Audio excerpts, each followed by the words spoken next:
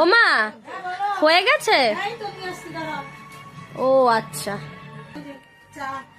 এই যে দেখুন বন্ধুরা, চা তৈরি হয়ে গেছে। বিস্কুট খাবে? না, এখন আর বিস্কুট খাবো না। আচ্ছা, পরে আবার করছি, কি আছে? পোলাও করছি। ও, চিড়ের পোলাও বানাবে? তাহলে তো আজকে সন্ধ্যাবেলা একেবারে জমে যাবে বন্ধুরা। তো এই সাইডে গরম গরম চা চলে এসছে। চাটা খেয়ে নাও। এইটা, হ্যাঁ, এইটা আমরা তিনজন মিলে খেয়ে নিই, তারপরে পোলাওটা আপনাদের সাথে শেয়ার করছি। হ্যাঁ মা, হয়ে গেছে? এই তো গরম গরম চিড়ের পোলাও হয়ে গেছে, দেখো। এই দেখুন, গরম গরম চিড়ের পোলাও একদম তৈরি হয়ে গেছে। খেয়ে বলো। আমি বানিয়েছি, আমি বলবো খারাপ হয়েছে না ভালো হয়েছে? তুমি খেয়ে বলো কেমন হয়েছে। আচ্ছা ঠিক আছে, তাহলে আমি একটু টেস্ট করে বলি। তা দাও।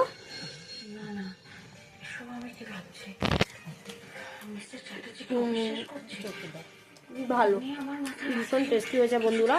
আর মায়ের হাতের রান্নার তো কোনো তুলনাই হয় না, মায়েদের হাতের রান্না ভালোই হয়। তা ঠিক আছে বন্ধুরা, দেখতেই পাচ্ছেন সন্ধ্যাবেলা চা তো হয়ে গেছে, এরপর গরম গরম চিড়ের পোলাও খেয়ে নিলাম। ভিডিওটা এখানেই কাট করলাম। আমাদের ভিডিও কেমন লাগে অবশ্যই জানাতে ভুলবেন না। যেটুকুই, টাটা।